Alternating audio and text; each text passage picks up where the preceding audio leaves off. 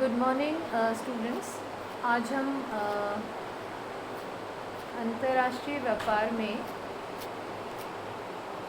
उन लियोंटिफ पैराडॉक्स के बारे में पढ़ेंगे और भी ऐसे जो एम्पिरिकल एडवांस अध्ययन हुए हैं इसमें जो कि हेक्सचर-रोलन सिद्धांत के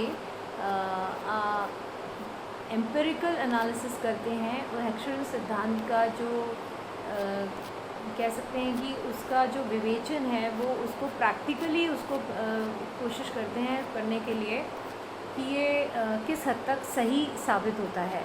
तो इसको हम पढ़ेंगे आज कि जिसको कहते हैं कि एम्पिरिकल एनालिसिस या एम्पिरिकल प्रमाणीकरण जिसे कह सकते हैं हेक्सचर-रोलन सिद्धांत का। आज हम वो पढ़ेंगे जिसमें लियोंटिफ का जो कॉन्सेप्ट है, लियोंटिफ पैराडॉक्स है, वो बहुत महत्वपूर्ण है। तो आप देख सकते हैं कि हेक्सचर-रोलन सिद्धांत का प्रमाणीकरण जिसमें हम सबसे पहले पढ़ते हैं लियोंटिफ पैराडॉक्स। लियोंटिफ जो थे वो सबसे पहले उनको मिला था नोबेल पुरस्कार और उनका नाम था प्रोफेसर लियोंटिफ। इन्होंने 1954 में ये अध्ययन किया था हेक्सचर-रोलन सिद्धांत का, एम्पिरिकल एनालिसिस किया था और इन्होंने उसके लिए अमेरिका के निर्यात उद्योगों और दूसरी तरफ आयात प्रतिस्थापन वाले उद्योगों का के आंकड़े ले लिए थे। और उन आंकड़ों के बाद में इन्होंने ये पाया था कि अमेरिका में हेक्सचर-रोलन सिद्धांत जो है वो सही साबित नहीं होता। और उन्होंने ये बताया था कि जो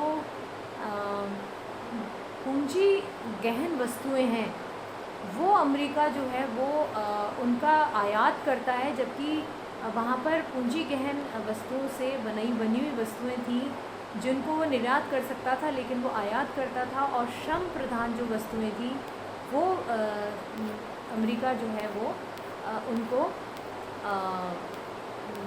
निर्यात करता था। तो यहाँ पर ये सिद्धांत इसीलिए लियोंटिफ पैराडॉक्स कहा जाता है और ये हेक्सचर-रोलन सिद्धांत इसमें सही साबित नहीं होता। फिर प्रोफेसर भारद्वाज ने अध्ययन किया। प्रोफेसर भारद्वाज ने भारत के विषय में अध्ययन किया था और उन्होंने दो तरीके से किया था। इसमें उन्होंने ये बताया था कि भारत के जो श्रम प्रधान जो सामान्यतः श्रम प्रधान है वैसे तो भारत, तो जबकि आयात उन वस्तुओं के हैं भारत में जो देश में पूंजी प्रधान उद्योगों के लिए द्वारा निर्मित होती हैं उन वस्तुओं के लिए। तो इससे ये सिद्ध होता है कि भारत का शेष व्यापार हेक्सचर-रोलन सिद्धांत के अनुरूप ही है। और इसमें उन्होंने भारत तथा शेष विश्व के संदर्भ में ये अध्ययन किया था और इसमें ये क्लियर हो रहा था कि जो श्रम प्रधान वस्तुएं हैं वो भारत जो है उनका ही निर्यात कर रहा था और आयात जो है वो पूंजी गहन वस्तुओं का वो आयात कर रहा था। लेकिन फिर उसने भारत एवं संयुक्त राज्य अमेरिका के लिए किया। तो डॉक्टर भारद्वाज ने अपने इस अध्ययन में बताया कि भारत अमेरिका को पूंजी प्रधान उद्योगों में निर्मित वस्तुएं निर्यात करता था। तो उल्टा हुआ, यहाँ पर वो रोलन सिद्धांत जो है गलत साबित हो गया। तो इसमें वो उन पूंजी प्रधान वस्तुएं जो हैं उनका निर्यात कर रहा था और श्रम प्रधान वस्तुओं का वो आयात कर रहा था। तो ये उनका एम्पिरिकल अध्ययन हुआ। तो ये बात सामने आई कि भारत अमेरिका व्यापार के विषय में निष्कर्ष इस कारण ठीक नहीं लगता कि खाद्यान्न, कच्चे माल व अनेक दूसरी वस्तुओं के आयात एवं निर्यात लागतों की भिन्नता पर आधारित न होकर PL 480 एवं दोनों देशों के मध्य समझौतों के परिणाम है। तो ये अमेरिका और भारत के बीच में जो ये सामने आ रही थी सिचुएशन, वो उसके संदर्भ में ये बात रिमाइंड कराई गई कि PL 480 का एक समझौता हुआ था जो आप लोगों को ही पता होगा। उसके कारण ये दृश्य सामने आ रहा था कि हम लोग निर्यात पूंजी गहन वस्तुओं का कर रहे थे और आयात हम ज़्यादा श्रम गहन वस्तुओं का कर रहे थे। मैकडूगल का जो अध्ययन है, प्रोफेसर मैकडूगल ने इस बात की जांच की कि क्या हेक्सचर-रोलन सिद्धांत काम करता है। तो एक देश के निर्यात में उन्हीं वस्तुओं की प्रमुखता रहती है क्या जिनके उत्पादन में उस देश में प्रचुर मात्रा में उपलब्ध साधनों का गहनता से प्रयोग किया जाता है। इसके लिए उन्होंने अमेरिका और इंग्लैंड के निर्यात में पूंजी गहन वस्तुओं के अंश का अध्ययन किया और यह निष्कर्ष निकाला कि पूंजी प्रधान देश होते हुए भी अमेरिका इंग्लैंड से पूंजी गहन वस्तुओं का आयात कर रहा था, और जो ओहलिन के सिद्धांत के बिल्कुल विरुद्ध है, क्योंकि इस सिद्धांत के अनुसार अमेरिका को श्रम गहन वस्तुओं का आयात करना चाहिए था। फिर इसके बाद स्टोपो एवं रॉसपर का अध्ययन हुआ जो जर्मनी में थे, और प्रोफेसर स्टोपो और रॉसपर ने जर्मनी के विदेशी व्यापार का विश्लेषण करके निष्कर्ष निकाला कि जर्मनी के विदेशी व्यापार के संदर्भ में एक्सर-रोलन सिद्धांत जो है वो पूरी तरह से सही साबित हो रहा था। फिर प्रोफेसर टेकमाटो और इचिमुरा का अध्ययन किया तो जापान के द्विपक्षीय के संबंध में जो अध्ययन प्रोफेसर टेकमाटो और इचिमुरा ने किया था वह एक्सर-रोलन सिद्धांत को पूर्ण रूप से निरर्थक साबित कर रहा था।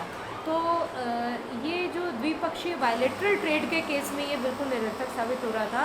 तो ये उपर्युक्त विवेचन के पश्चात ये कह सकते हैं कि यदि द्विपक्षीय व्यापार की समीक्षा की जाए तो अधिकांश देशों का विदेशी व्यापार एक्सर-रोलन सिद्धांत के अनुरूप पाया जाएगा। इसके विपरीत यदि बहुत से देशों के मध्य अंतर्राष्ट्रीय व्यापार का अध्ययन किया जाए तो एक्सर-रोलन सिद्धांत गलत साबित हो जाएगा।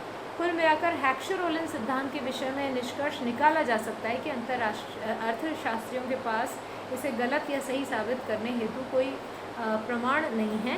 एक्सर-रोलन सिद्धांत के औचित्य के लिए यही कहना उचित होगा कि पर्याप्त एवं विश्वसनीय आंकड़ों के आधार पर ही कोई निष्कर्ष दिया जाना चाहिए। इस संबंध में प्रोफेसर कीन्स का यह कथन ठीक ही है कि एक्सर-रोलन के मॉडल की पूर्ण पैमाने पर परख का अभी अंत नहीं हुआ है। एक्सर-रोलन सिद्धांत तथा तुलनात्मक लागत सिद्धांत में तुलना। अब हम ये पढ़ते हैं कि क्या इन दोनों को हम कंपैरिजन करते हैं। तो इस कंपैरिजन को करने के लिए हमारे पास में कुछ बिंदु हैं। हम एक एक बिंदु आपको बताते जाएंगे, आप लिखते जाइएगा। लेकिन आपको मैं ये एक चीज़ स्पष्ट कर दूं कि रिकार्डो का जो तुलनात्मक लागत सिद्धांत है, तुलनात्मक लागत सिद्धांत है जो रिकार्डो का, वो इस बात को स्पष्ट करता है कि दो देशों में लागतों में अंतर होने की वजह से ट्रेड होगा। एक्सर-रोलन सिद्धांत जो है उसको मोर लॉजिकल तरीके से बताता है और वो ये कहता है कि किसी देश में फैक्टर एंडोमेंट्स में अंतर होने की वजह से, यानी कि फैक्टर अवेलेबिलिटी में अंतर होने की वजह से ट्रेड होगा। अगर हम एक एक बिंदु को लेते हैं तो देखिए कि रिकार्डो का जो तुलनात्मक लागत सिद्धांत है वो मूल्य के श्रम सिद्धांत के ऊपर आधारित है। एक्सर-रोलन का सिद्धांत मूल्य के समान संतुलन सिद्धांत पर आधारित है। नंबर 2, अंतर्राष्ट्रीय व्यापार के प्रतिष्ठित सिद्धांत में अंतर क्षेत्रीय व्यापार एवं अंतर्राष्ट्रीय व्यापार का कोई खास अंतर नहीं किया हुआ है। यानी कि जो डोमेस्टिक ट्रेड हो रहा है, यानी घरेलू जो ट्रेड हो रहा है उसका, या इंटर रीजनल ट्रेड हो रहा है उसका, और इंटरनेशनल ट्रेड जो हो रहा है उसके बारे में इसमें कोई डिस्कशन नहीं किया गया है क्लासिकल थ्योरी में, यानी कि जो प्रतिष्ठित सिद्धांत में हैं। लेकिन एक्सर-रोलन ने इस संबंध में कुछ व्याख्या करने की कोशिश की है। तो बल्कि उन्होंने ये कहा है कि अंतर्राष्ट्रीय व्यापार अंतर क्षेत्रीय व्यापार की ही एक विशिष्ट दशा है। तो ये अंतर्राष्ट्रीय व्यापार, अंतर क्षेत्रीय व्यापार, अंतर्राष्ट्रीय व्यापार में इन प्रतिष्ठित सिद्धांत ने अंतर किया है और एक्सर-रोलन सिद्धांत ने दोनों में अंतर नहीं किया है। और वह ये बात कहते हैं कि अंतर्राष्ट्रीय व्यापार अंतर क्षेत्रीय व्यापार का ही एक विशिष्ट दशा है। तो अंतर्राष्ट्रीय व्यापार के प्रतिष्ठित सिद्धांत में अंतर क्षेत्रीय यानी कि घरेलू या इंटर रीजनल ट्रेड एवं इंटरनेशनल ट्रेड का में अंतर करते हुए अंतर्राष्ट्रीय व्यापार के लिए पृथक सिद्धांत की आवश्यकता को स्वीकार किया गया है, परंतु आधुनिक सिद्धांत अंतर क्षेत्रीय और अंतर्राष्ट्रीय व्यापार में अंतर नहीं करता, यानी कि ओलिन का सिद्धांत अंतर्राष्ट्रीय ये अंतर नहीं करता है। तीसरा है रिकार्डो का तुलनात्मक लागत सिद्धांत दो देशों, दो वस्तुओं एवं श्रम साधन यानी एक ही साधन पर की मान्यता पर आधारित है। लेकिन जो एक्सर-रोलन सिद्धांत है वो 2x2 मॉडल पर आधारित है, जिसमें दो संसाधन बताए हुए हैं, लेबर एंड कैपिटल दोनों। फिर है चौथा है कि रिकार्डो के सिद्धांत के अनुसार तुलनात्मक लाभ जो है दो देशों में लागतों के तुलनात्मक अंतर के कारण होता है, जबकि एक्सर-रोलन सिद्धांत के अनुसार तुलनात्मक लाभ वस्तुओं की सापेक्षिक कीमतों में अंतर के कारण होता है। और वस्तुओं की कीमतों में अंतर दो कारणों से होता है। नंबर 1, साधन अनुपातों के सापेक्षिक अंतर के कारण साधन कीमतों में अंतर होता है। दूसरा, विभिन्न वस्तुओं के उत्पादन में प्रयुक्त भिन्न भिन्न साधन अनुपातों के कारण भी होता है। और पांचवा है कि रिकार्डो के तुलनात्मक लागत सिद्धांत में साधन मूल्य समानीकरण पर कोई ध्यान नहीं दिया गया है, लेकिन हेक्सचर-ओलन ने फैक्टर प्राइस इक्वलाइजेशन के ऊपर बात की है। उन्होंने फैक्टर प्राइसेस की भी बात की और कैसे दो देशों में भी समानीकरण हो सकता है उस संबंध में भी बात की है। छठा है कि प्रतिष्ठित सिद्धांत में अंतर्राष्ट्रीय व्यापार में साधनों के बाजार पर कोई ध्यान नहीं दिया गया। इसके विपरीत हेक्सचर-ओलन सिद्धांत में पहली बार संतोषजनक ढंग से साधनों के बाजार एवं अंतर्राष्ट्रीय व्यापार में समन्वय स्थापित किया गया है। सातवां है, रिकार्डो का सिद्धांत केवल यह बताता है कि विदेशी व्यापार के कारण दोनों देशों में विशिष्टीकरण के द्वारा उत्पादन में वृद्धि होगी, किंतु यह नहीं बताता कि दोनों देशों का अधिकतम कल्याण कब होगा। तो गेन्स ऑफ ट्रेड कैसे मैक्सिमाइज होंगे ये बात वो नहीं बताता है, जबकि हेक्सचर-ओलन सिद्धांत इस तथ्य को भी स्पष्ट करते हैं। आठवां है, रिकार्डो के सिद्धांत में स्थान तत्व की पूर्णतः अवहेलना की गई है, जबकि हेक्सचर-ओलन सिद्धांत में स्थान तत्व पर पूर्णतः ध्यान दिया गया है।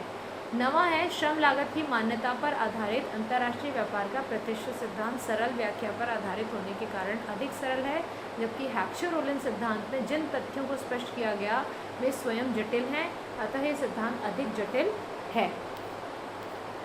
लेकिन अब ये सारा जो विवेचन हमने जो पढ़ा, जो कुछ भी हमने समझा है, इसमें ये स्पष्ट होता है कि हेक्सचर-ओलन सिद्धांत और प्रतिष्ठित सिद्धांत दोनों ही पूरे महत्व रखते हैं। ये कहा जा सकता है कि चूँकि प्रतिष्ठित सिद्धांत एक प्राइमरी स्टेज थी, उसका हायर स्टेज हेक्सचर-ओलन सिद्धांत, और हेक्सचर-ओलन सिद्धांत को हम कह सकते हैं कि रिकार्डो के सिद्धांत का एक बेहतर श्रेष्ठ है, उससे थोड़ा श्रेष्ठ है, उसका एक बेहतर रूप है जिसमें और लॉजिकल तरीके से इंटरनेशनल ट्रेड को समझाने की कोशिश की गई है। लेकिन फिर भी इस बात से यह निष्कर्ष कतई नहीं निकलता कि प्रतिष्ठित सिद्धांत का महत्व कम हो जाता है, क्योंकि प्रतिष्ठित सिद्धांत का अपना महत्व है और हेक्सचर-ओलन सिद्धांत हम मोर लॉजिकल कह सकते हैं, मोर डेवलप्ड कह सकते हैं मॉडर्न थ्योरी को। तो उस हिसाब से हम इसका दोनों में अंतर होते हुए भी ये बात इसमें स्पष्ट होती है।